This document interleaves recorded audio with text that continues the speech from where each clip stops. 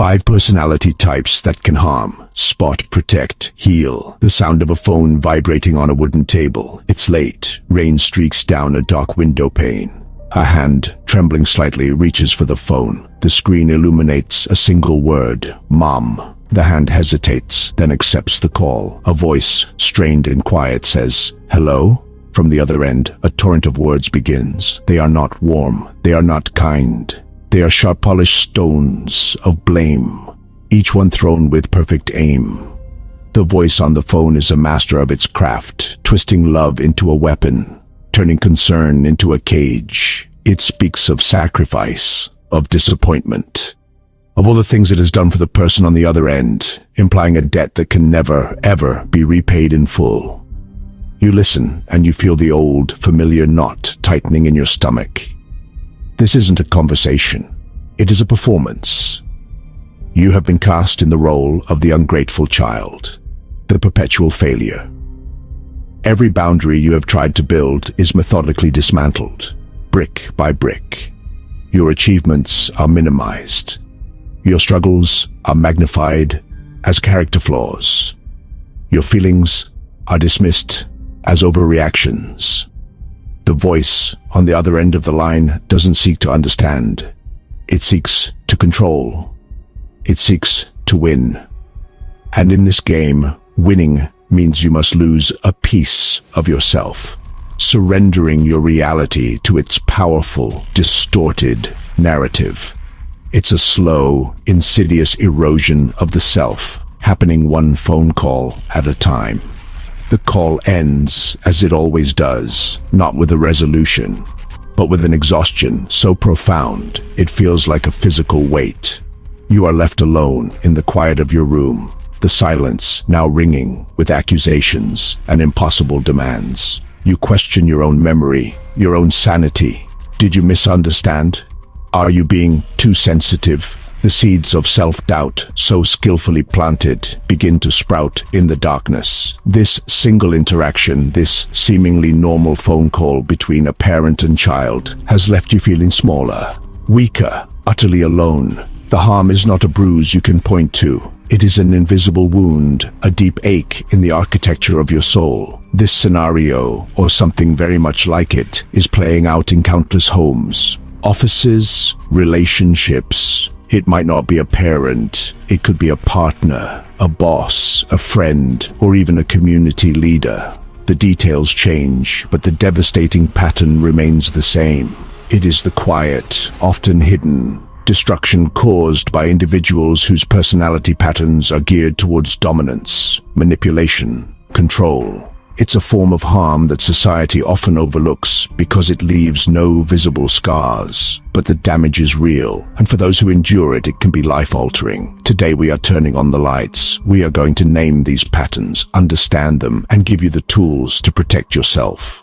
Have you ever walked away from an interaction with someone feeling confused, drained, and questioning your own reality? You might have felt like you were walking on eggshells, carefully managing your words and actions to avoid an explosion or a cold, punishing silence. Perhaps you found yourself constantly apologizing for things that weren't your fault, or you noticed that your own needs and dreams were slowly being erased to make space for someone else's. These experiences are not just difficult relationships or personality clashes. They are often signs that you are dealing with a recurring pattern of harmful behavior, a set of traits that can inflict significant psychological damage, emotional damage, and even physical damage over time. Welcome. I'm glad you're here. In this documentary, we are going to embark on a crucial journey together. We will explore 5 of the most challenging and potentially harmful personality patterns known to psychology.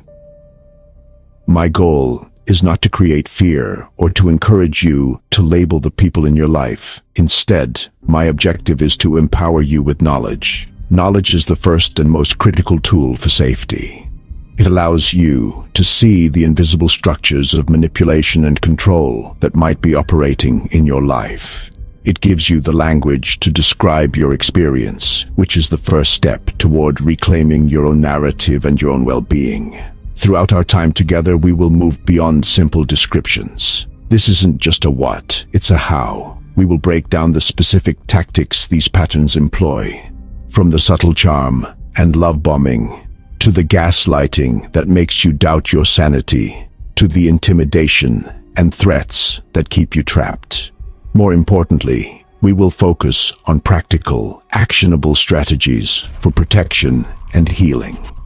We will cover how to spot the earliest red flags, what to say to set firm boundaries, how to create a safety plan if you feel at risk, and where to look for resources to begin your healing journey. This is about moving from a place of confusion and powerlessness to a position of clarity and strength. This is a topic that can be deeply personal and, for many, deeply painful. If you are watching this, it's likely because some part of what I've said already resonates with your own lived experience. I want you to know that you are not alone, and your experience is valid. The confusion, the hurt, the exhaustion, it's real. The purpose of this investigation is to validate that reality and provide you with a clear, evidence-based roadmap. A map that can help you navigate these treacherous interpersonal waters, protect your peace of mind, and ultimately find your way back to the safety of your own authentic self. Let's begin. Before we dive deeper, it is absolutely critical that we establish a clear and respectful framework for this discussion. The information presented in this documentary is for educational purposes only. It is designed to help you understand patterns of behavior identified by psychological research as having a high potential for causing harm in relationships. This content is not and should never be used as a tool for diagnosing anyone, including yourself. A formal diagnosis can only be made by a qualified mental health professional after a comprehensive, multifaceted clinical evaluation. Using these terms casually or as weapons to label people is unhelpful and creates stigma. Our focus here is on patterns, not people. We will be describing collections of behaviors, cognitive styles, and interpersonal strategies. Many people may exhibit one or two of these traits from time to time, especially under stress. That does not make them a dangerous personality. We're talking about pervasive, long-standing, inflexible patterns that consistently result in harm and impair functioning. The goal is to recognize the pattern so you can protect yourself from the behavior, regardless of labels. Think of it as learning to recognize signs of a dangerous current in the ocean. Your goal is to stay safe, not to diagnose the ocean. If you're in a relationship causing you distress, or you recognize your own behaviors and are concerned, please seek professional support. A therapist, a counselor, or a psychologist can provide a safe, confidential space to explore, cope, and heal. We will provide resources and pointers on how to find qualified help later. Relying solely on online content, even well-researched content like this, is no substitute for one-on-one professional guidance. Your mental health is too important for that.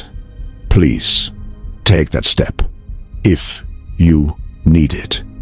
Finally, we will approach this topic with nuance and compassion. Human beings are complex. We'll avoid stigmatizing or dehumanizing language.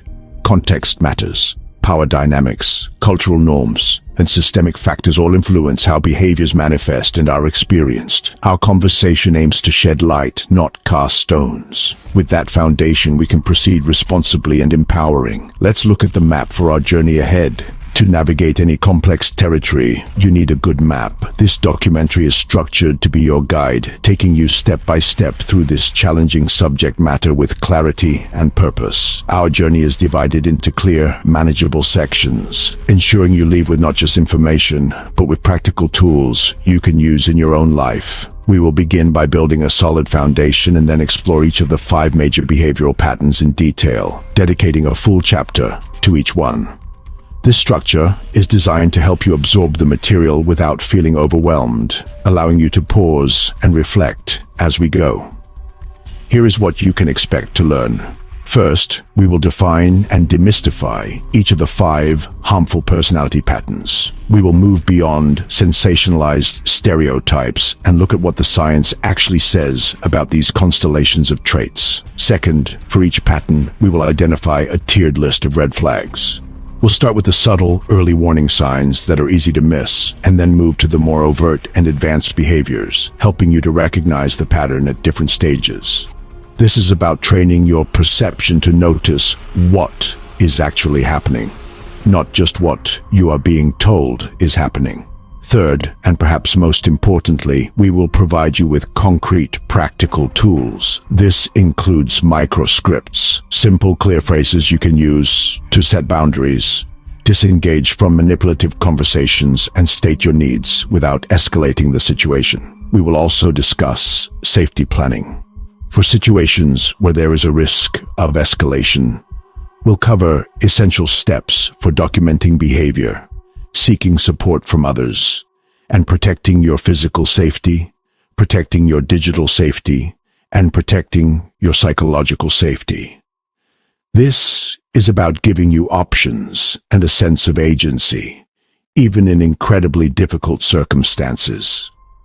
Finally, we will address the path toward healing and recovery. Surviving a relationship with a person exhibiting these patterns can leave deep wounds. We will discuss common traps to avoid, bust pervasive myths that can keep people stuck, and provide pointers on what the healing process can look like. The ultimate goal of the entire documentary is to be a catalyst for positive change. It is about providing you with the clarity to see, the tools to act, and the hope to heal. By the end of our journey, you will be better equipped to protect your well-being and build healthier, safer, and more authentic relationships in all areas of your life. Now that we have our map, let's look at the 5 key territories we will be exploring. These 5 patterns have been selected based on decades of clinical observation and psychological research that show them to be consistently associated with a high degree of interpersonal harm. They are not entirely separate. As we will see, they often overlap and can coexist in the same individual. Understanding their unique features gives us a more precise lens through which to view and respond to harmful behavior. We will assign a simple, intuitive icon to each one to help you track them visually throughout our discussion. The first pattern we will examine is characterized by psychopathic traits. This pattern is often misunderstood, sensationalized by media portrayals of violent criminals. In reality, these traits can exist on a spectrum and are more commonly found in non-criminal populations than you might think. The core features we will focus on are a profound lack of empathy, a propensity for impulsive and irresponsible behavior, a shallow emotional range, and a glib, superficial charm. The danger here lies in the person's ability to harm others without remorse, viewing people as mere objects to be used for their own gratification. Next, we will delve into malignant narcissism. This is a particularly destructive hybrid pattern. It combines grandiosity, entitlement, and a desperate need for admiration, with antisocial behavior, paranoia, and aggression. An individual exhibiting this pattern not only believes they are superior, but can also be vindictive and cruel towards anyone who challenges that belief or fails to provide them with sufficient admiration. This creates a toxic environment of fear, instability, and psychological abuse for those caught in their orbit. Our third focus will be on Machiavellian manipulation. Named after the political philosopher Niccolò Machiavelli, this pattern is defined by a cynical, calculating, and manipulative approach to life. The person operating from this mindset sees other people as pawns in their own complex game of power and personal gain. They are strategic, patient, and often highly intelligent, using deceit, flattery, and exploitation as standard tools to achieve their goals. The harm they cause is often less about impulsive cruelty and more about a cold, premeditated strategy that can leave their targets feeling used, betrayed, and profoundly confused. Fourth, we will explore coercive control and possessive patterns. This pattern is rooted in a deeply insecure and fearful attachment style, manifesting as a desperate need to control a partner or family member. It is the suffocating love that isn't love at all, but ownership. Tactics used can range from isolating the person from their friends and family to monitoring their communications, controlling their finances, and using intimidation and threats to enforce compliance. This pattern is particularly insidious because it often begins under the guise of intense love and care, creating a cage with velvet bars that slowly turns to iron. It is a leading precursor to domestic violence. It's crucial that we pause for a moment to define what we mean by the word dangerous in this context. The term is not used here for sensationalism or to provoke fear. It is a clinical and practical descriptor for patterns of behavior that carry a statistically high risk of causing significant, lasting harm to the people exposed to them. The danger is not necessarily or even primarily about physical violence, although that can certainly be a risk with some of these patterns. The harm is often psychological, emotional, financial, social, and spiritual, leaving wounds that can be just as debilitating as any physical injury. The danger of these patterns can be understood through a simple but powerful formula. Danger equals pattern times power times proximity. Pattern. The 5 constellations of traits we are discussing. The inherent potential for harm is baked into the way these individuals think, feel, and relate. However, a pattern alone is not always enough. Power is a critical multiplier. This refers to any power imbalance in the relationship. Formal power. Boss over an employee. Formal power. Parent over a child. Informal power. Physical strength.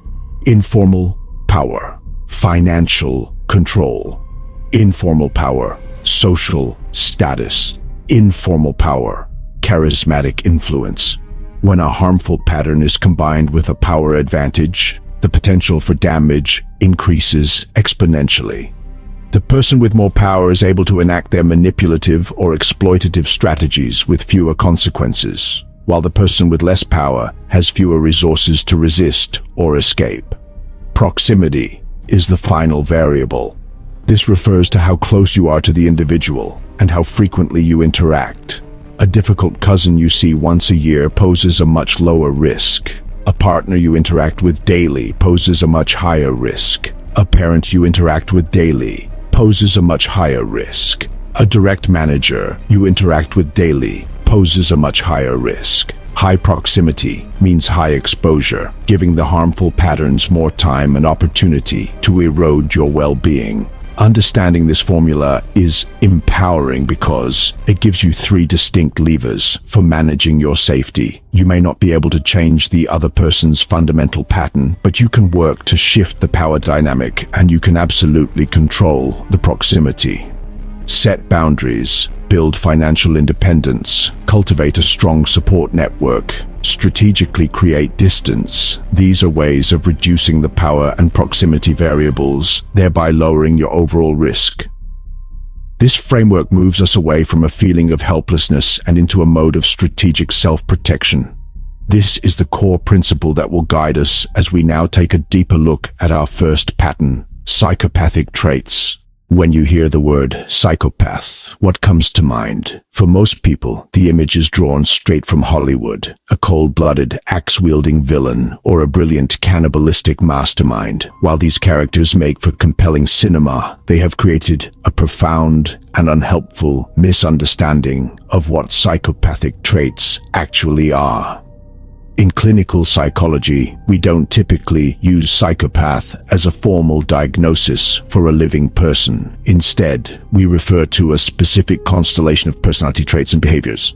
For our purposes, we will refer to them as psychopathic traits or a psychopathic pattern. It's crucial to understand that these traits exist on a spectrum. Not everyone who possesses some of them is a violent criminal. In fact, many are successful, charming individuals living and working among us, their harmful nature hidden behind a mask of normalcy. The core features of this pattern can be grouped into what researchers call Factor 1 traits and Factor 2 traits. Factor 1 traits are the interpersonal and emotional ones. This includes a glib, superficial charm, a shallow but effective mimicry of warmth and charisma. Beneath this veneer lies a profound lack of empathy, an inability to understand or share the feelings of another person. They don't register others' pain. This is coupled with a failure to accept responsibility for their own actions.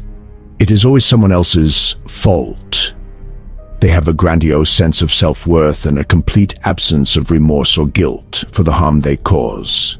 They can lie with breathtaking ease, a skill known as pathological lying, not just to get out of trouble but often for no apparent reason at all. Factor 2 traits relate to an antisocial and unstable lifestyle. This includes a constant need for stimulation and proneness to boredom, which can lead to reckless and impulsive behavior.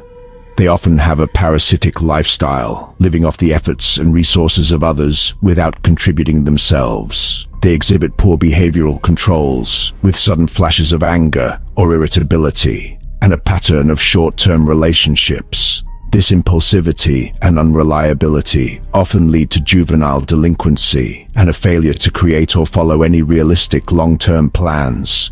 They drift through life, leaving a wake of chaos, broken promises, and exploited people, all while feeling perfectly justified in their actions because, in their world, the only thing that truly matters is their own immediate gratification. It is the combination of these two factors that makes the pattern so uniquely destructive. The charming, emotionless core of Factor 1 allows them to manipulate and harm people without a second thought, while the impulsive, unstable lifestyle of Factor 2 ensures they will create chaos and damage wherever they go. It's important to reiterate that someone can have high Factor 1 traits, the charm, the lack of empathy, the manipulativeness, without the overt criminal behavior of Factor 2. These are sometimes referred to as successful or corporate psychopaths. They may not end up in prison, but the emotional and financial devastation they inflict on their families, partners, and colleagues can be just as profound. Understanding this spectrum is the first step in learning to recognize the pattern in its various forms. The danger of the psychopathic pattern is not just about the potential for physical violence, which is actually the minority of cases. The primary danger lies in their complete and utter disregard for the humanity of others. To a person high in psychopathic traits, other people are not fellow human beings. They see others as objects. They see others as tools. They see others as pawns to be used and discarded. This objectification is the source of their most profound harm. When you don't see another person as a person, there is no internal limit. They will exploit, they will deceive, they will hurt for their own benefit, or even just for their own amusement. It is a terrifyingly empty space where a conscience should be. The psychological and emotional harm they inflict is immense. They use superficial charm and pathological lying. Together they build a false reality, smoke and mirrors. This is the love bombing phase. They mirror your dreams and insecurities, presenting as your perfect soulmate or your ideal colleague. Once you are invested, the mask begins to slip. They use gaslighting to make you doubt your perceptions and sanity. They will deny things they said and did, even with concrete proof. This slow, methodical erosion of your reality is profoundly damaging. It leads to anxiety, depression, and a loss of self-trust that can persist for years. Financial and social harm are also common hallmarks of this pattern. Their parasitic lifestyle makes them adept at exploiting people for resources. They might convince a partner to take out loans in their name. They might drain a family member's savings with fabricated emergencies, or they might swindle investors in a business built on lies. They feel entitled to your money and your resources. Socially, they are masters of triangulation. They create conflict between you and your friends. They create conflict with your family. They create conflict with your coworkers, all to isolate you from your support network. That isolation makes you easier to control and undermines your credibility. Finally, while not always present, the risk of physical harm cannot be entirely dismissed. Poor behavioral controls and lack of empathy mean they can lash out when frustrated. This can be sudden, shocking aggression. It may not be premeditated, more a tantrum-like explosion from someone who can't regulate themselves. For them, your physical safety is often a trivial detail. Psychological erosion, financial exploitation, social isolation, and the potential for physical danger. The combination of these makes this pattern one of the most hazardous to encounter in a close relationship. Recognizing psychopathic traits early is your best defense. The patterns often emerge in stages. Subtle signs are easy to dismiss, and they escalate over time.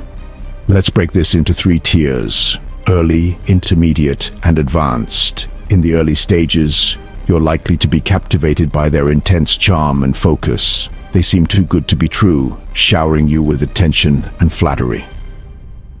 One of the first subtle signs is what's called pity play.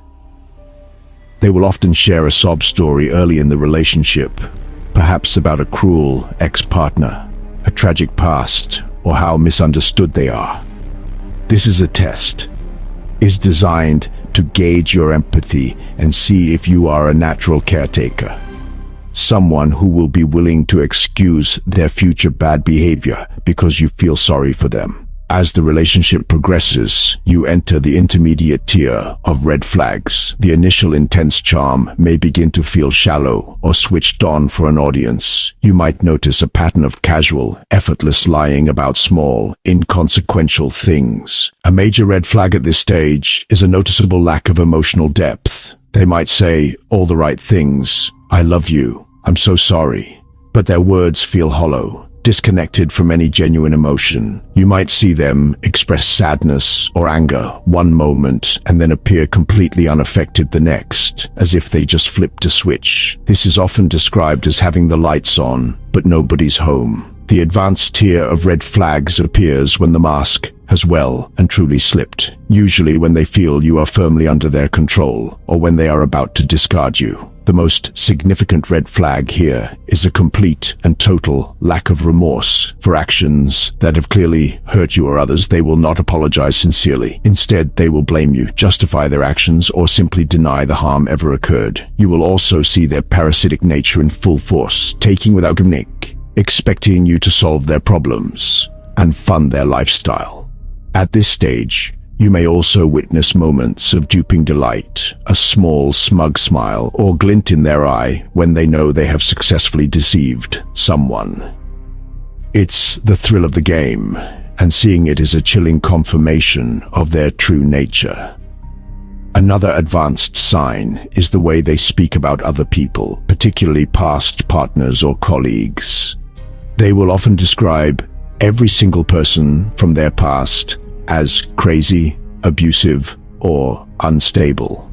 While it's possible to have one difficult past relationship, a pattern where everyone else is painted as the sole problem is a massive red flag.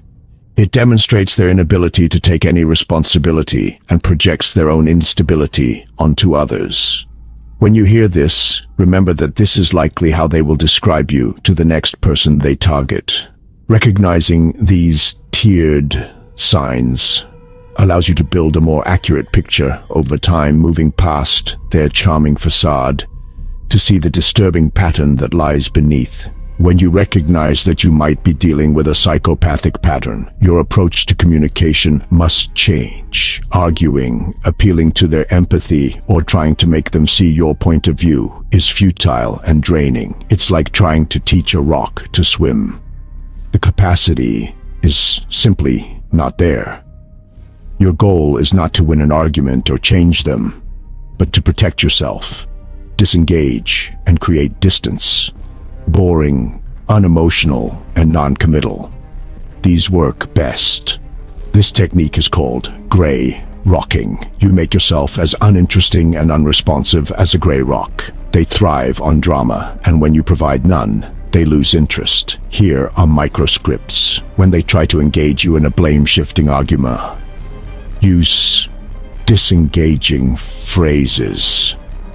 I hear what you are saying. You are entitled to your opinion. I will have to think about that. These acknowledge you heard them without fueling the fight.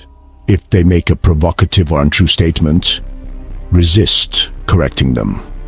Say, I see, or, This starves them of the emotional response they want. It's not rude, it's strategic withdrawal of your energy. You are managing a hostile interaction, not a normal conversation. Set firm boundaries, knowing they'll test them. State the boundary, then enforce the consequence. No long explanation. For example, if they're constantly calling, say, I will be turning my phone off after 9 p.m. If you call after that, I will not answer until the morning. Then follow through. Do not pick up. Do not send a text explaining why. The consequence is the enforcement. Another script. I am not willing to discuss this topic with you anymore. If you bring it up again, I will end the conversation. As I said, I'm not discussing this. Hang up or leave the room. Have exit lines ready. You don't need a dramatic excuse. Simple and direct is best. I have to go now. I have another commitment. This isn't a good time for me to talk. You do not owe them a detailed explanation. Any information you give can and will be used to manipulate you further. These scripts de-escalate and detangle you.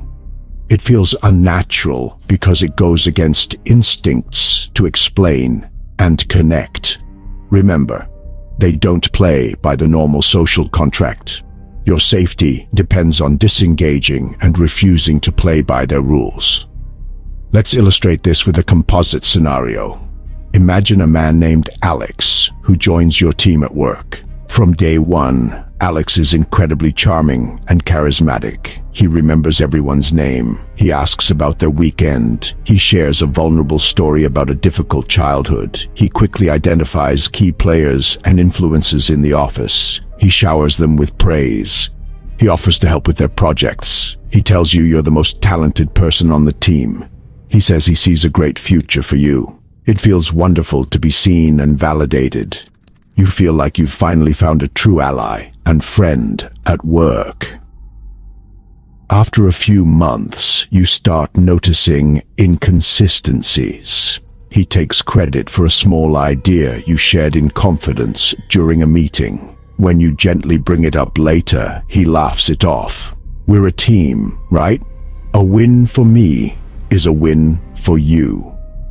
You feel petty for even mentioning it. Then you notice he tells your boss one version of progress and tells a different team member a conflicting story. He starts to subtly sow discord, telling you Sarah is out to get you, while telling Sarah you're undermining her. You start feeling isolated and paranoid, unsure of who to trust. Your once positive work environment feels like a minefield. The situation escalates when a major project you and Alex lead fails. In the post-mortem with senior management, Alex, with grave sincerity, blames your lack of commitment and critical errors. He produces strategically worded emails that seem to support his narrative. He expresses deep disappointment, not anger, which makes his betrayal more credible. Colleagues now look at you with suspicion and disappointment. You're blindsided, your reputation in tatters. Alex is praised for honesty and resilience. He used you as a stepping stone and a scapegoat. In the aftermath, you deal with the fallout. You feel confused, betrayed, and professionally damaged.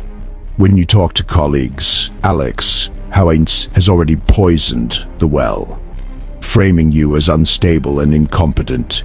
He used charm to build trust. He used pity play to garner sympathy. He used pathological lying to create a false narrative. He used triangulation to isolate you. And he showed a complete lack of remorse to sacrifice you for career advancement. This shows how a psychopathic pattern can operate in a corporate setting, causing professional and psychological harm without breaking laws, leaving invisible scars and a career to rebuild. Why do individuals with high psychopathic traits lack empathy and remorse? Why can they harm others without feeling the slightest pang of guilt? The answers may lie deep within the structure and function of the brain. Neuroscientific research over the past 2 decades has begun to paint a clearer picture, suggesting that the brains of these individuals are wired differently. Using functional magnetic resonance imaging, or fMRI, scientists have observed key areas of the brain associated with emotional processing and ethical decision-making show reduced activity. It's not that they don't understand right from wrong intellectually, it's that they don't feel the difference. The emotional resonance is missing. One of the most consistently cited areas of difference is the amygdala. The amygdala is a small, almond-shaped structure deep in the brain that acts as our emotional processing hub, particularly for fear and distress. In most people, seeing someone else in pain or distress activates the amygdala, generating an empathetic response. Studies have shown that in individuals with high psychopathic traits, the amygdala shows a significantly blunted response when they are shown images of people in fear or pain. Their brain simply does not register the distress of others in the same way. This neurological deficit provides a biological basis for their profound lack of empathy. It helps explain why they can look you in the eye while you are crying and feel absolutely nothing, or even a flicker of contempt. Another critical brain region is the ventromedial prefrontal cortex, or VMPFC.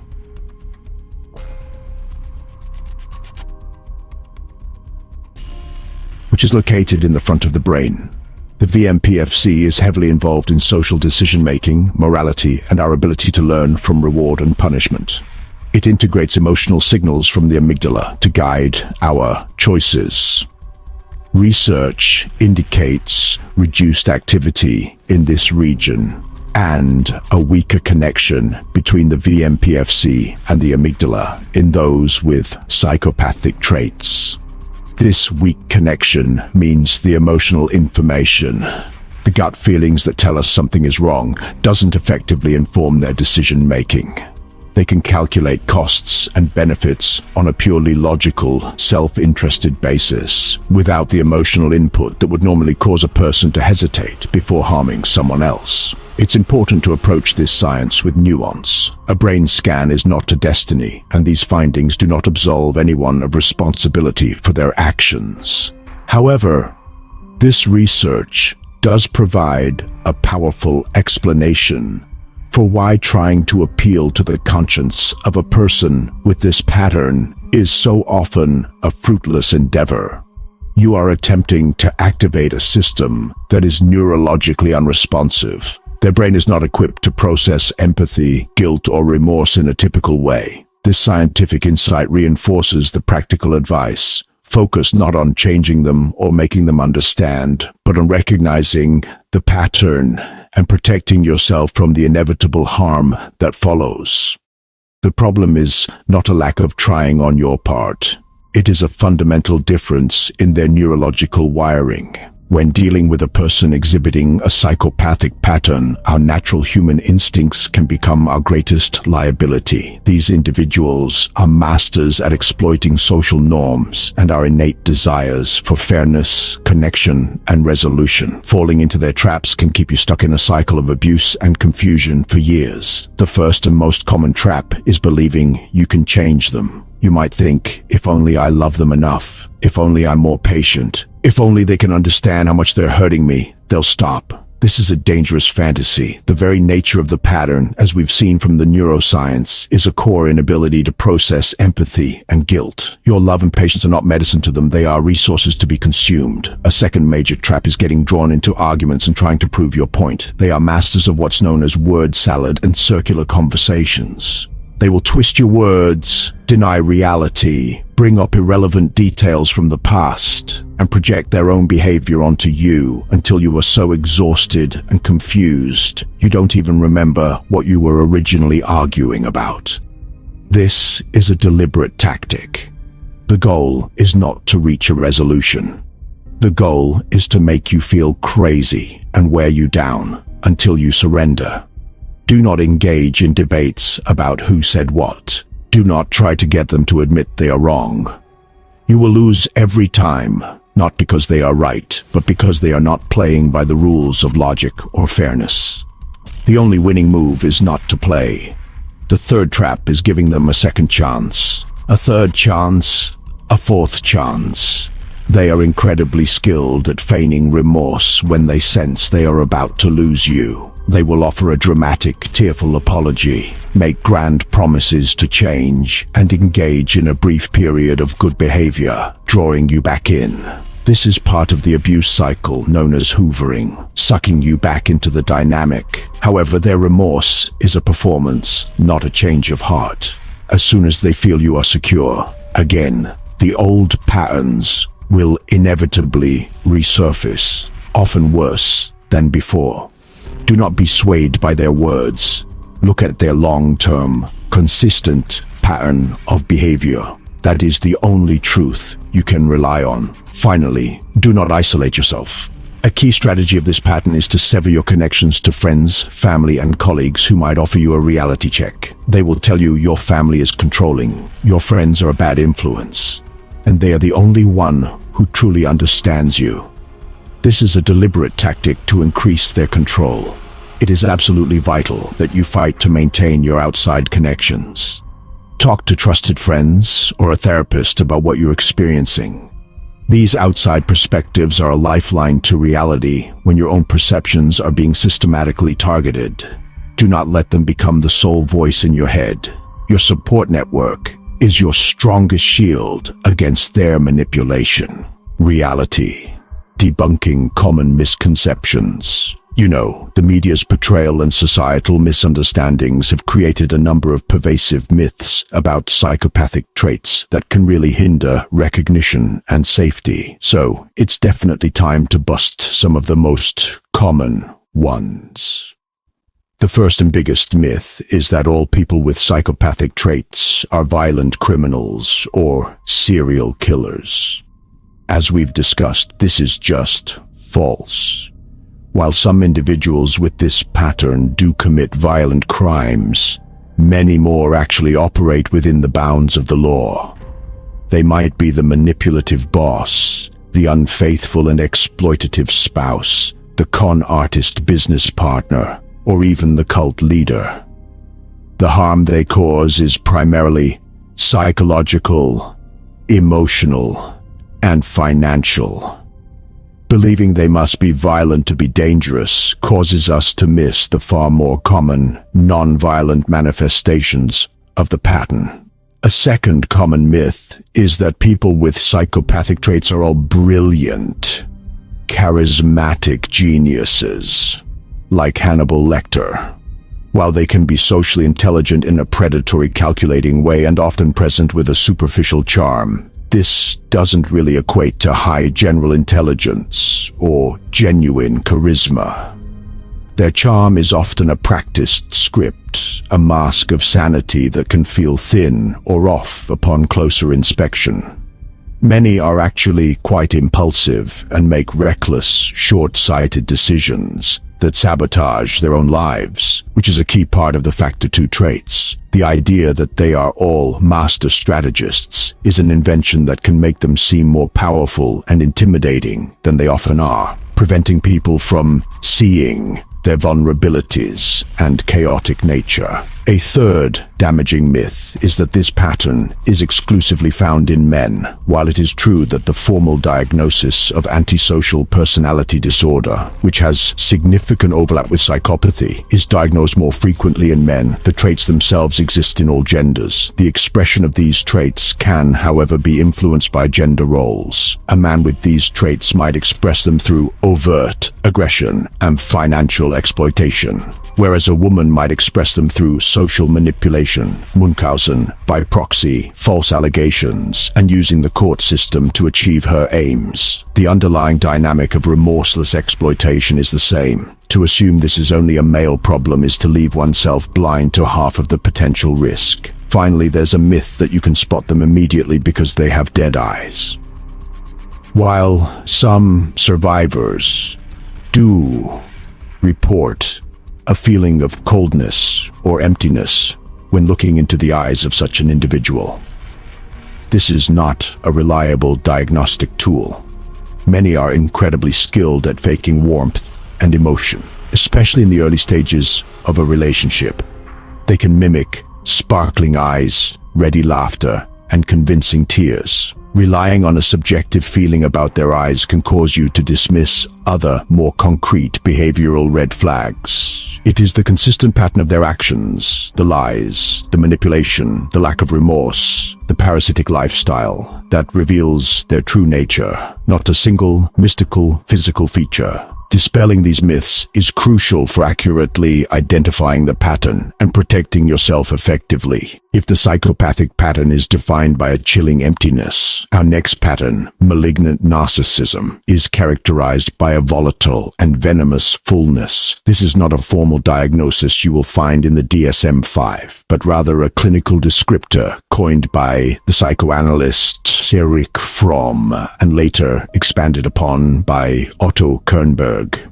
It is considered one of the most severe and dangerous forms of pathological narcissism. So think of it as a destructive hybrid, a fusion of character traits that creates a uniquely toxic personality structure. It combines the core features of narcissistic personality disorder with the aggression and deceit of antisocial personality disorder, adding in paranoia and often a sadistic streak. It is the intersection where grandiosity meets cruelty. At its heart, the malignant narcissistic pattern is built on the same foundation as other forms of narcissism, a deeply insecure, fragile, and fractured sense of self. This inner void is covered over by a grandiose, inflated, and utterly false self-image of perfection and superiority. Their entire psychological structure is dedicated to defending this fragile construction at all costs. They desperately need external validation, or what we call narcissistic supply, admiration, praise, and attention, to feel real and to keep their underlying feelings of worthlessness at bay. While all narcissistic patterns require this supply, the malignant pattern is distinguished by what happens when that supply is threatened or withdrawn. Their reaction is not just anger. It is often a disproportionate, vindictive rage and a desire to destroy the person who dared to challenge their perceived perfection.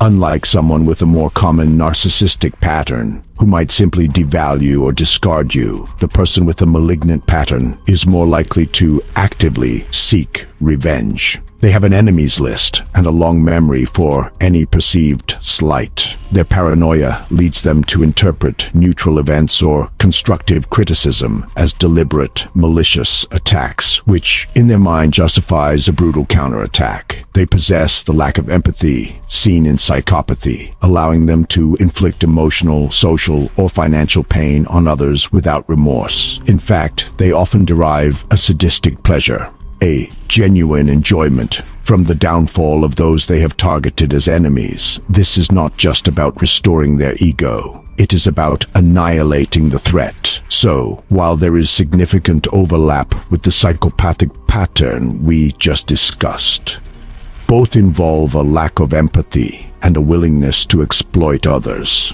The core motivation is different. The psychopathic pattern is primarily driven by instrumental goals, money, power, or pleasure.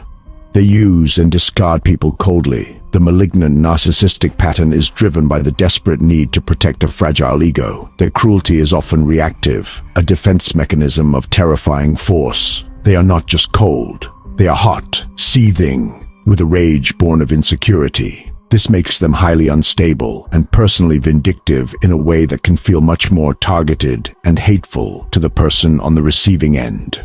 The danger of malignant narcissism lies in its uniquely destructive combination of traits. It's really the synergy of grandiosity, antisocial behavior, paranoia, and sadism. The grandiosity creates an unshakable belief in their own superiority and entitlement. They believe they are above the rules and are entitled to special treatment, constant admiration, and unquestioning obedience. This entitlement means they see other people not as equals, but as instruments for their own gratification, or as obstacles to be removed.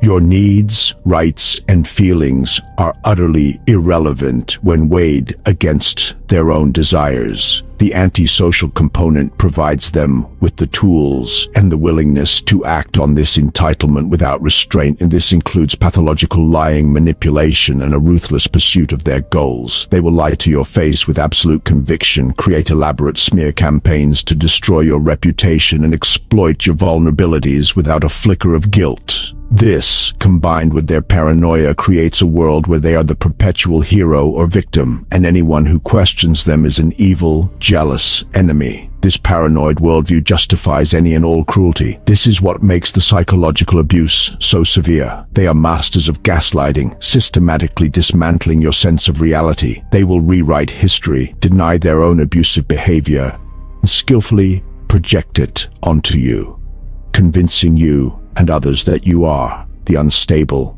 and abusive one. This is incredibly damaging to one's mental health, leading to severe anxiety, depression, complex PTSD, and a profound loss of self. They need to believe they are perfect, so by definition, any problem in the relationship must be your fault. You become the container for all of their unwanted flaws and deficiencies. Furthermore, the sadistic element means they often derive genuine pleasure from your pain. When you are suffering as a result of their actions, it serves as a victory for them. They will poke at your deepest insecurities, humiliate you in front of others, and seem to delight in your moments of failure. Unlike the cold indifference of the psychopathic pattern, this is a hot, engaged cruelty. They want to see you hurt. This sadistic enjoyment, combined with their paranoia and entitlement, makes them capable of prolonged campaigns of terror against a chosen target, be it a spouse, a child, or a co-worker, making this pattern one of the most psychologically devastating to endure. Recognizing the malignant narcissistic pattern requires looking beyond the charming or successful facade to see the volatile insecurity underneath. The red flags are signals of a deeply fragile ego, desperately trying to maintain control. In the early stages, the signs can be subtle. You might notice an extreme sensitivity to criticism. Even gentle feedback can be met with a disproportionate defensive reaction or a cold, punishing silence. A key early red flag is their inability to ever be wrong. They have a justification for every mistake and a person to blame for every failure. Their narrative is one of a flawless individual, constantly beset by the incompetence or malice of others. This is not just garden variety defensiveness. It is an absolute, structural inability to accept fault. As you get to know them better, intermediate red flags will emerge. You will notice grandiosity and entitlement. They talk at length about their achievements, their superiority, and the foolishness of others. There is a strong undercurrent of contempt for most people. A second major red flag is the presence of an enemies list. They will speak with intense, simmering hatred about an old boss, an ex-partner, or a former friend. The stories will be highly one-sided, painting the other person as pure evil and themselves as the innocent victim. Pay close attention to the venom and vindictiveness in these stories. It is a preview of how they will treat you if you fall from grace. In the advanced stages, the mask fully drops, and the more dangerous traits become visible. The third and most chilling red flag is the emergence of sadistic humor and overt cruelty. They might make cutting, humiliating jokes at your expense in front of others, disguised as light-hearted teasing. If you object, you'll be accused of having no sense of humor. You may witness them taking obvious pleasure in the misfortune of others, especially their perceived rivals. This is not just schadenfreude, it is a palpable delight in suffering. This sadistic streak reveals the true nature of the pattern, a personality that is not just self-absorbed, but one that actively enjoys causing pain as a way of feeling powerful. Other advanced signs include escalating paranoia, believing that colleagues are conspiring against them, or that their partner is being unfaithful with no evidence, and a willingness to use extreme measures to win. This could mean lying in a court proceeding, spreading vicious rumors to get someone fired, or completely cutting a child off for perceived disloyalty. They view life as a zero-sum game, and their primary goal is not just to win, but to ensure that their opponent is utterly vanquished. When you see this combination of an unshakable belief in their own victimhood, a thirst for revenge, and a pleasure in the suffering of others, you are witnessing the core components of the malignant narcissistic pattern. Communicating with someone exhibiting a malignant narcissistic pattern is like navigating a minefield. Your primary goal must be self-preservation, not mutual understanding, because they interpret any disagreement as a personal attack. Direct confrontation is often counterproductive.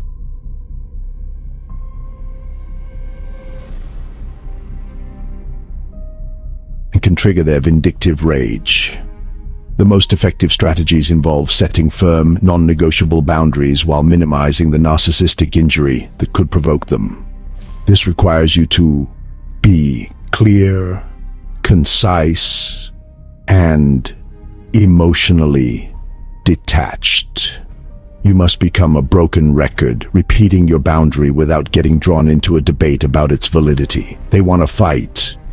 Do not give them one. One key area for boundaries is verbal abuse and humiliating jokes. When they make a cutting remark, do not absorb it or argue about it. State the boundary calmly and disengage. You can say, "I do not want to be spoken to in that way. This conversation is over for now." Then you must physically leave the room or end the call. The power is not in the words you say, but in the action you take immediately after. Another script is, "We can talk when you are ready to speak to me respectfully." This puts the onus on them to change their behavior if they want access to you without directly criticizing them in a way that guarantees escalation. It frames the boundary around your needs, which is harder for them to attack directly. When they attempt to gaslight you or rewrite history, it is crucial not to get entangled in the details of their distorted reality. Arguing about what really happened is a trap. Instead, you must learn to hold on to your own reality without needing them to validate it. Use phrases that affirm your perception without attacking theirs. A powerful script is simply, "My recollection of that event is different." You are not calling them a liar, which would trigger their rage, but you are also not accepting their version of events. Another useful phrase is, "I understand that's how you see it." This acknowledges their perspective without agreeing with it, creating a small but vital space for your own reality to exist. In situations where you cannot leave, like a co-parenting or work relationship, the gray rock method we discussed earlier is essential, but it needs a slight modification. You must be boring and unemotional, but also give the appearance of minimal compliance or respect to avoid provoking them. Use non-committal but polite-sounding phrases. "Thank you for that feedback. I will take it under consideration. I will stick to the court-approved parenting plan." Let's keep our communication focused only on work-related topics. These statements are difficult to argue with and provide no emotional fuel. You are defending your reality not by fighting for it, but by quietly refusing to let them control it.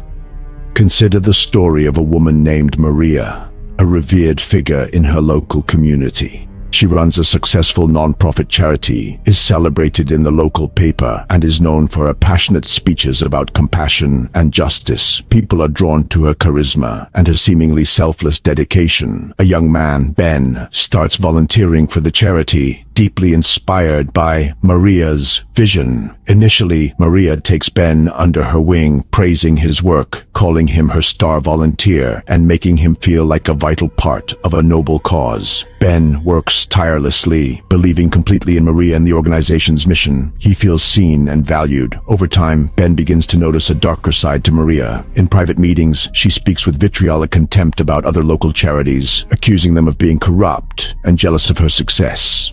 She also talks about former volunteers who left the organization, describing them as traitors and mentally unstable individuals who tried to sabotage her.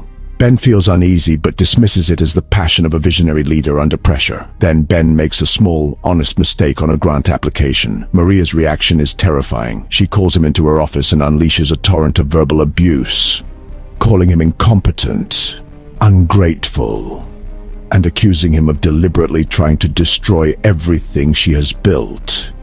The attack is intensely personal and cruel. The next day, Maria acts as if nothing happened, greeting Ben with a warm smile. But Ben is now on her enemies list.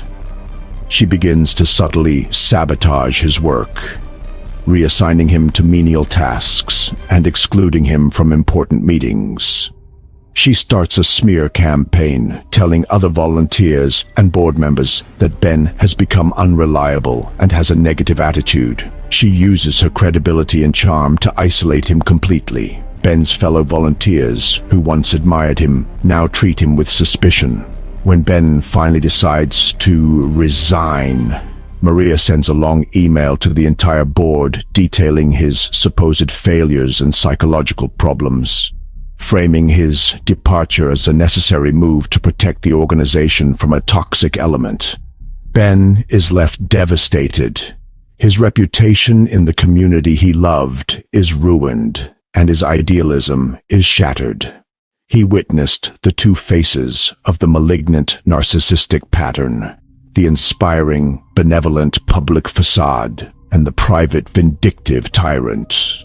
Maria's grandiosity required her to be seen as a perfect leader. Ben's small mistake was a narcissistic injury, a threat to that image. Her paranoia framed it as a betrayal, and her antisocial and sadistic traits gave her the justification and the tools to not just fire him, but to systematically destroy his credibility and reputation. This is the danger of the malignant pattern, the ability to weaponize their public good standing to carry out private acts of vengeance, leaving their targets with little recourse. The malignant narcissistic pattern is not just a collection of unpleasant behaviors. It's rooted in psychological and neurobiological underpinnings.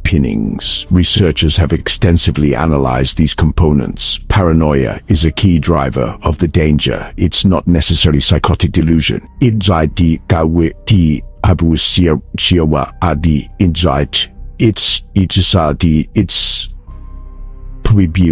pervasive, suspicious cognitive style. They believe others are malevolent and untrustworthy. They constantly scan for confirming evidence. Confirmation bias. Example, a neutral email is read as passive-aggressive. Example, a friend's scheduling conflict is seen as a deliberate snub. Paranoid ideation interacts with a fragile self-esteem. Their sense of superiority is brittle, making them hypersensitive to perceived slights. When combined with paranoia, almost any interaction can be misread as an attack. That triggers a profound narcissistic injury, felt as a threat to their existence. The response is defensive rage, not sadness. Aggression becomes the tool to regulate self-esteem. They attack and devalue perceived threats to restore dominance. Neurobiologically, reactive aggression links to impulse control systems. Evidence points to dysregulation in the brain's threat response system, involving the amygdala and the prefrontal cortex. Unlike psychopathy's blunted amygdala, malignant narcissism may involve a hyperreactive amygdala when the ego is threatened. That produces exaggerated threat perception and rapid narcissistic rage that the prefrontal cortex struggles to control. In the moment, they are flooded with an emotion that feels necessary for survival. This explains why logic and reason are ineffective in the conflict. You're not dealing with a rational actor but a brain in high alert from a perceived attack on their fragile self. Their aggression feels like righteous self-defense to them. For safety, avoid provoking narcissistic injury. Disengage rather than escalate when rage is triggered. You can't win an argument with someone's survival instinct. Interacting with a person who fits the malignant narcissistic pattern requires you to unlearn many of your prosocial instincts. Their psychological landscape is a minefield, and your good intentions can trigger an explosion. The number one thing not to do is openly criticize them, even if your feedback is constructive. Their ego is so fragile, it can't withstand the slightest puncture. Criticism won't lead to self-reflection. It'll be perceived as a declaration of war. You'll be cast as the enemy, and they'll marshal resources to discredit, punish, and destroy you. Save feedback for people who can actually hear it.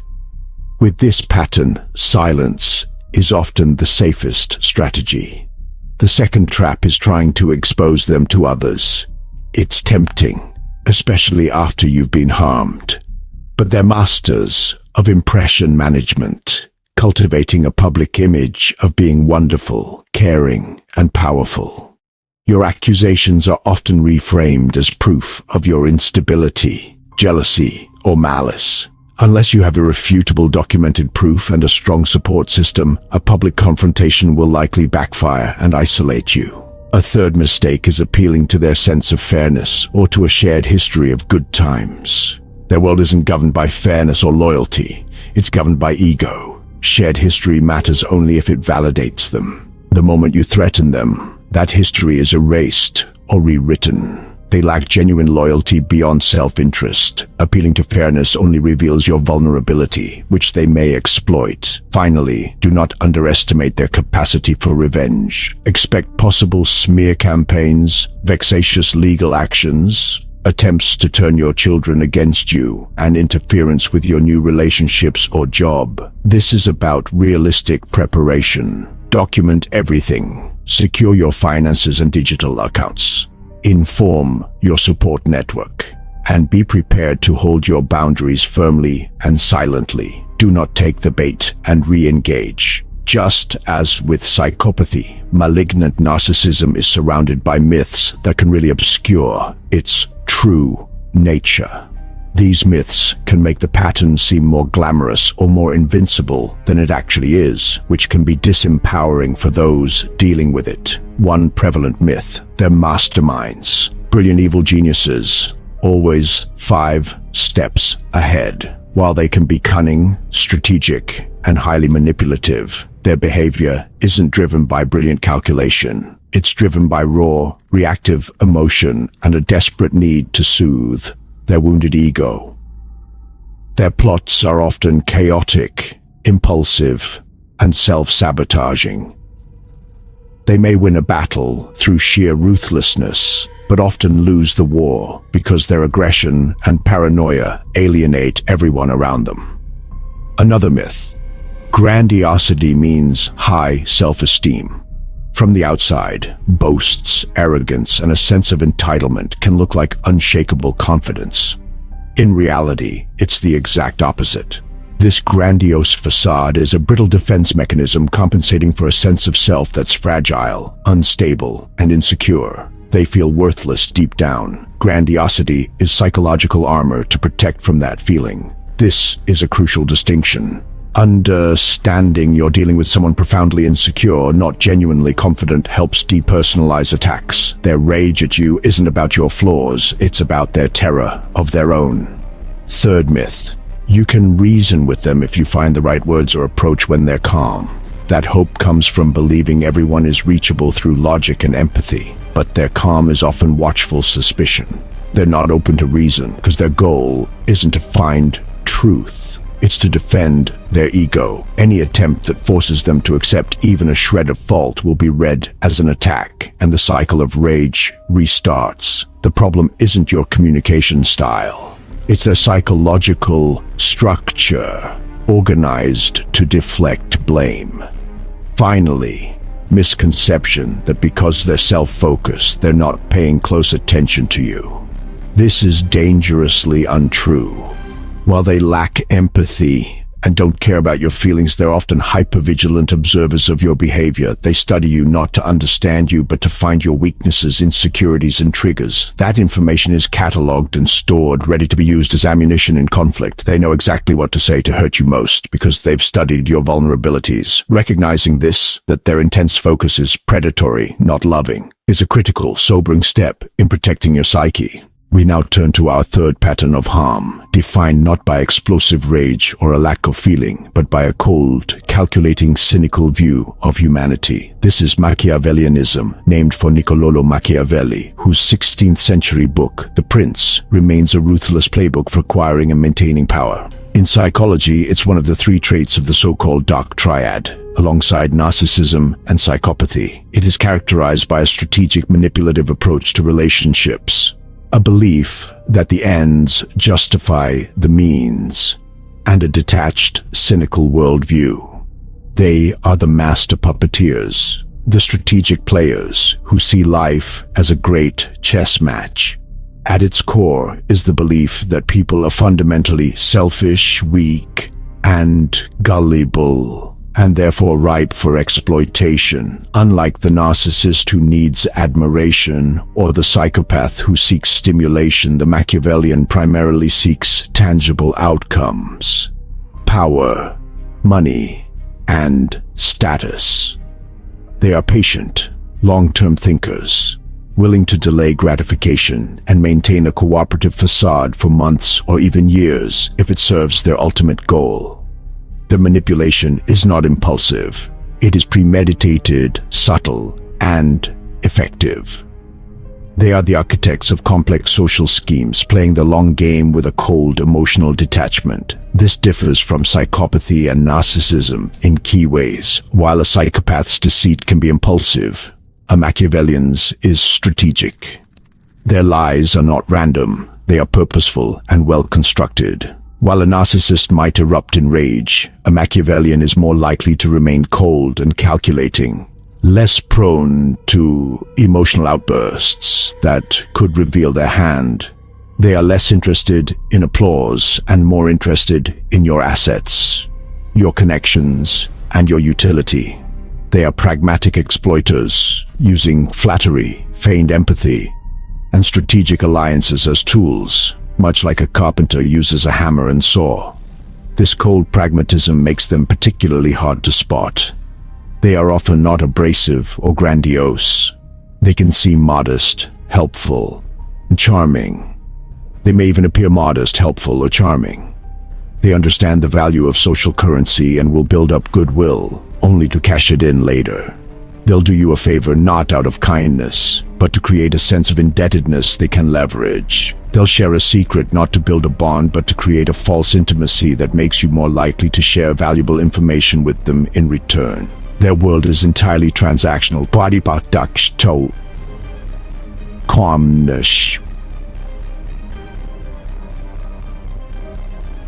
Web of favors, debts, and calculated moves designed to advance themselves, always at others' expense. The danger of the Machiavellian pattern is insidious. It's not the sudden explosion of a landmine, but the slow, silent, and toxic contamination of your environment. The harm is often less about direct aggressive attacks and more about a gradual erosion of your agency, your reputation, and your sense of reality. Their methods are subtle, often hidden behind a veneer of friendship or professionalism, so you may not notice the damage until it is significant. They are masters of using other people to do their dirty work, turning colleagues against each other or creating rifts in families, all while they maintain plausible deniability, appearing to be an innocent and concerned bystander. Psychologically, the harm is profound. The Machiavellian operator excels at a form of gaslighting that is less about blatant denial and more about a slow, systematic distortion of the truth. They'll selectively share information, subtly reframe past events, and plant seeds of doubt to make you question your judgment and alliances. Over time, this can lead to a state of chronic confusion and self-doubt. You might find yourself feeling isolated and paranoid, unsure who to trust, because they've skillfully poisoned the well of your social network. The betrayal, when it's finally revealed, is often shocking and deeply disorienting, because it comes from a person you believe to be a trusted friend, mentor, or ally. Financially and professionally, the Machiavellian pattern can be devastating. In the workplace, they're the colleagues who steal your ideas and present them as their own, who take credit for your successes and skillfully blame you for their failures. They'll use confidential information you shared in trust to undermine you or to get ahead. In personal relationships, they may manipulate a partner into making poor financial decisions that benefit them, such as co-signing a loan for a business venture that was never viable, or slowly siphoning off joint savings. Because they're driven by a cold desire for personal gain, they see your resources not as something to be respected, but as something to be acquired through clever strategy. The social harm they inflict is built on triangulation and division. A core Machiavellian tactic is to divide and conquer. They'll identify the existing tensions within a family, a friend group, or a team at work, and subtly amplify them. They'll act as a double agent. They're telling one person one thing, and another person something contradictory, all while positioning themselves as the neutral mediator and confidant to both. This allows them to control the flow of information and consolidate their own power as everyone else becomes weakened by infighting and suspicion. They thrive in chaos they have secretly orchestrated, leaving a trail of broken relationships and fractured trust, while their own hands appear perfectly clean. Identifying a Machiavellian pattern requires you to pay less attention to their words and more attention to the outcomes of their actions. They're masters of disguise. The red flags are often subtle, and you can only see them when you zoom out and look at the bigger picture. In the early stages, you might notice an intense curiosity about power dynamics. They'll ask probing questions about who has influence, who dislikes whom, and what people's weaknesses are. This isn't idle gossip. This is reconnaissance. They're mapping the battlefield before they make their first move. As you observe them over time, intermediate red flags will start to appear.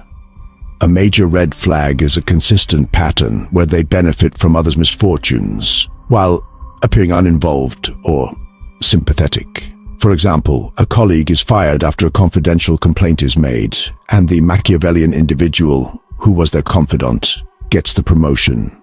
Or two friends have a massive falling out, and the Machiavellian who helped both sides ends up closer to each friend. When someone consistently comes out on top amid chaos they claim to be uninvolved in, be highly suspicious. Another significant red flag is their strategic and often excessive use of flattery. This isn't general narcissistic praise. It's targeted, instrumental flattery. They'll praise the intelligence of a superior whose approval they need.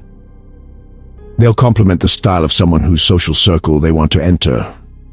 Their compliments are always purposeful, tools to disarm and make people pliable. If their praise is always directed toward people they can gain from, and they speak with cynical contempt about people who have no utility to them, you are seeing the pattern. In more advanced stages, you'll see their willingness to use information as a weapon. They are collectors of secrets and vulnerabilities. They'll encourage you to confide, creating a safe space for your insecurities or frustrations. Later, when it suits them, they'll use that confidential information against you. They might let it slip to the person you were complaining about, or use it as leverage to get you to do something for them. The moment you see someone weaponize a vulnerability you shared in confidence, that's a 5-alarm red flag. This is the ultimate betrayal of trust and a clear sign you're dealing with a cold, strategic operator. Setting boundaries with a Machiavellian pattern requires a different approach than with the other personalities we've discussed. Direct emotional confrontations are ineffective. They don't care about your feelings, they care about your utility and your position on the chessboard. The most effective strategy is to become a bad pawn, unpredictable, uninformative, and not useful. Manage information flow. Refuse to be drawn into their schemes. Create clear, unemotional boundaries. Shift communication. Polite, but strategically vague. The most critical boundary is information. Put them on an information diet. If they ask about colleagues, friends, or your personal life, give nothing of substance. Use non-committal, boring answers. Example question: what do you really think of the new manager? I'm still getting to know them. They seem focused on the project goals. If they offer gossip, that's interesting. Anyway, about that report. Change the subject. Signal: you are not a player in gossip and intrigue. If they ask for or offer favors, be cautious. Remember, every interaction is transactional. If offered help, decline when possible. Thank you so much for the offer, but I've got it covered. Avoid incurring debts. If you must accept, keep it minimal and professional. For favors that draw you into schemes, pass on a message, or finding out information, refuse firmly, but politely. I'm sorry, I'm not comfortable getting involved in that. Refuse triangulation. If they tell you what someone else supposedly said, shut it down. Don't take the bait or get angry. Say, thank you for letting me know. I will speak to Sarah directly about that. That shows you won't engage in back-channel drama and will bring maneuvering into the open.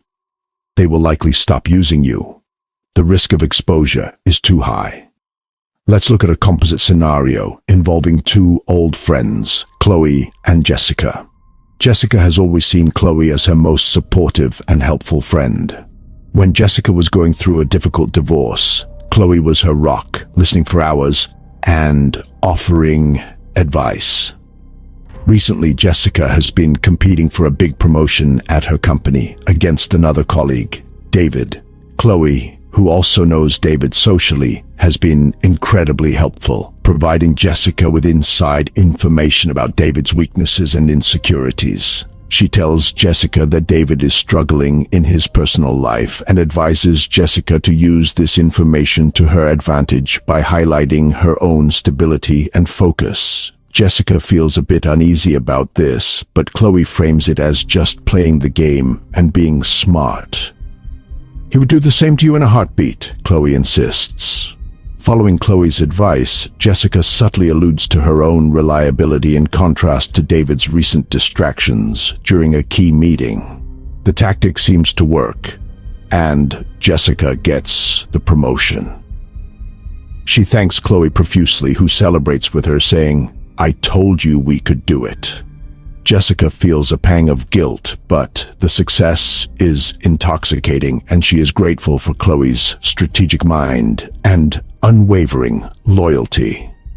She feels they are an unbeatable team, with Khloe as her trusted strategist. A few months later, Khloe comes to Jessica with a huge problem. Khloe says she needs a significant loan to avoid a disaster.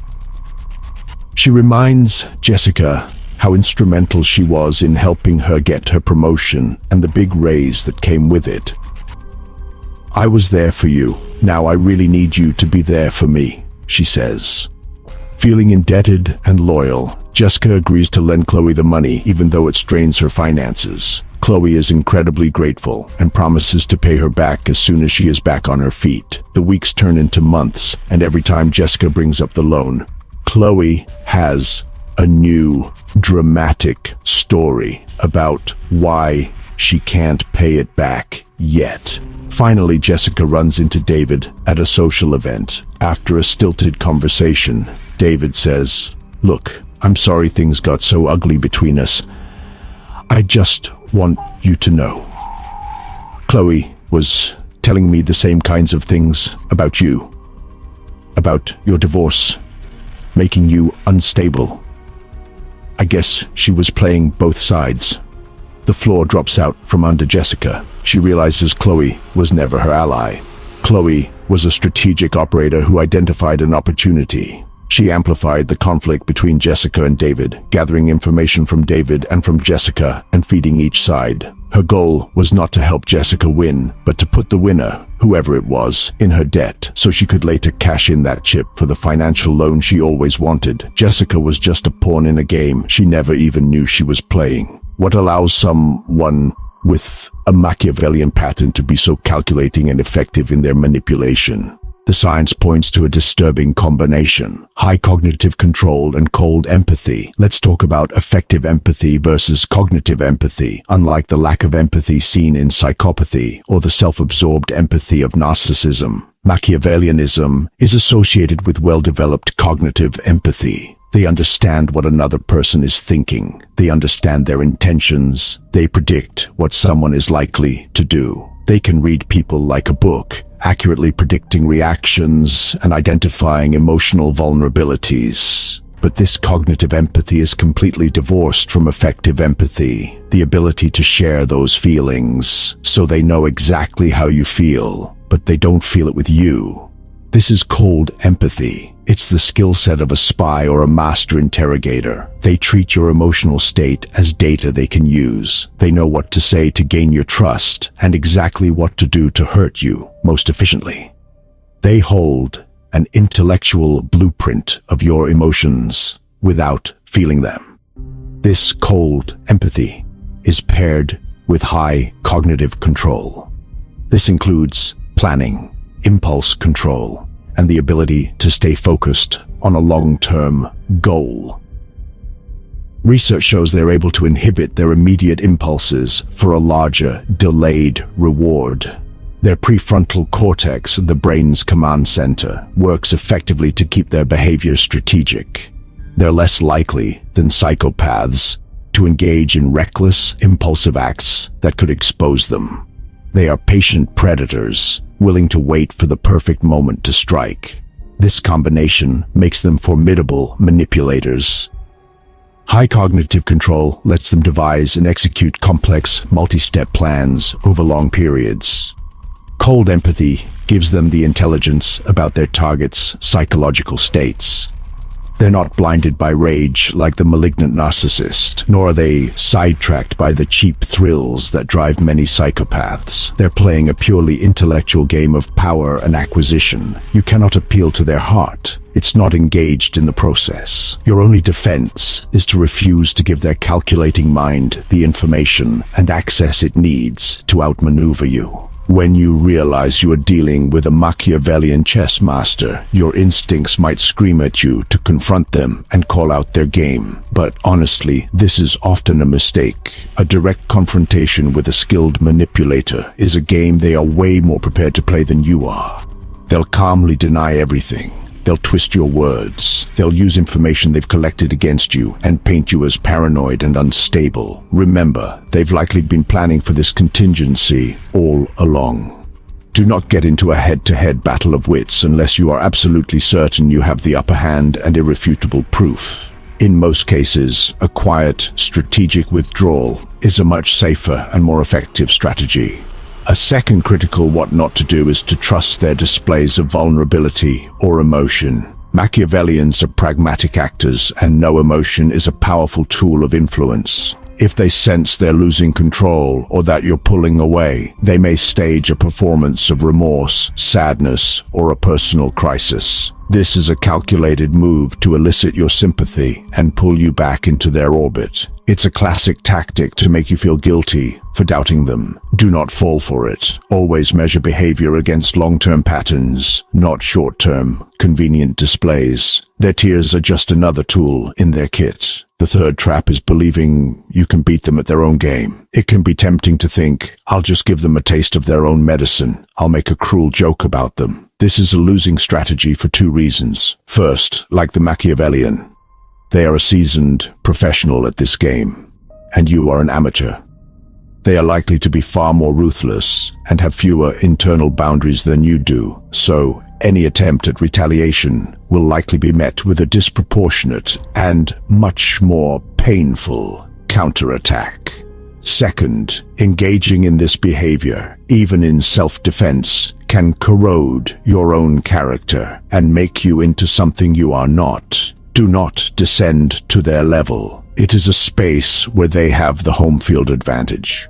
Finally, do not underestimate their network. They do not work in a vacuum. They cultivate assets. They build allies. They gather sources of information. Assume anything you say to mutual acquaintances could get back to them. Be thoughtful about whom you trust. Confide in people outside their sphere, a therapist, a distant family member, or an old friend with no current connections.